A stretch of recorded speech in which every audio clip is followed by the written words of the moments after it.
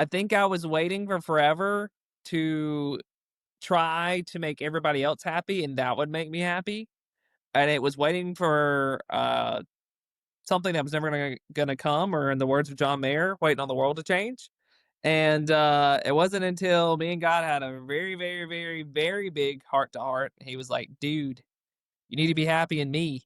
That's where you're going to find your joy and your happiness. People are imperfect. You're imperfect. You're chasing something that you'll never, ever be able to do on your own.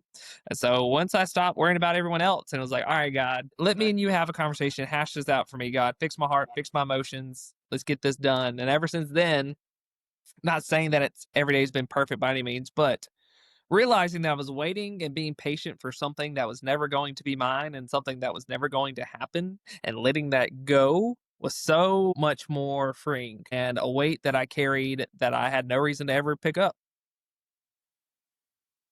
And I think on some instance, I'm not trying to dismiss you at all, right, but I think at some point, just based on how we've all three been raised, I've at least, I can speak for myself, I felt that a lot, especially in my current situation. My current prayer is, God, let my desire be your desire. And if it's not meant to be surgery or trauma surgery or orthopedic surgery or OB-GYN, God, please take that desire out of my life and my heart. Last thing I want to do is pursue this, and keep trying, and keep not getting in. If that's the case, when what He wants me to do is in front of me the whole time, because we only have one life to live. And I mean, if I choose to this career, it's 5 years. But if I choose for 5 years to do something that He doesn't want me to do, then what's the point of it? And that's a big. I'm not saying it's a fear of mine, because I do have a piece of with surgery right now, but it isn't in the back of my mind. That I Yeah, might be pursuing something that He might not be wanting me to do. yeah. But you got to remember, you're not bigger than God. Correct. Like, even if you feel like you screw up, like His will still gonna be done. And sometimes we're like the Israelites, 40 years in the desert. We still get the promised land, but either A, like you said, you take yourself out of the equation and say, God, you direct me. And he's not a God that's going to change his mind, or he's not a God that is going to just lead you astray. If it's what he wants, it's going to happen. Now, if he tells you to, not saying he is by any means, but like Dr. Weeks at Mississippi College, who we all three knew at college, thought he was going to be a doctor, loved a doctor, smartest man, loved getting coffee with him, ended up coming back to teach at MC, and is doing so much work for the Lord and instilling just the truth of God through science and doctor work, but also, and most importantly, through the gospel.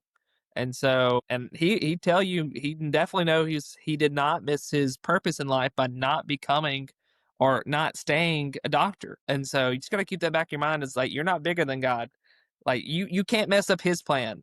And even if you mess up the plan he has for you, because you either just choose to do what you want, or you just straight up choose to disobey him or not listen, he's not going to abandon you.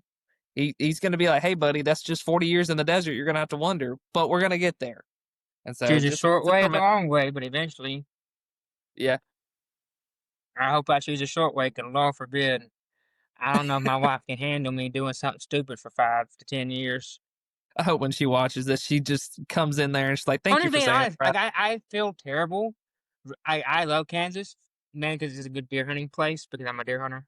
I love the men that I've known and the people I've witnessed to. I've loved all of it. But I mean, neither one of us knew anybody here. And then we got married, and my wife came here with me because she's my wife and she wants to support me, and I want to support her in her dreams. But I mean, she's here because of me. She's not here because she wants to be here. She's here because of me. She's here because she wants to be with me. But that's not her dream. And I want her to be able to pursue her dream and pursue it to the fullest. But while I'm still in med school and dragging her around wherever we end up at, I feel more and more awful about the whole situation of dragging her somewhere she don't want to be. Does that make sense? Yeah, And so that's why I don't want to prolong it longer than it has to be prolonged. Does that make sense? yeah. But and I think Rihanna's touched on this quite a bit.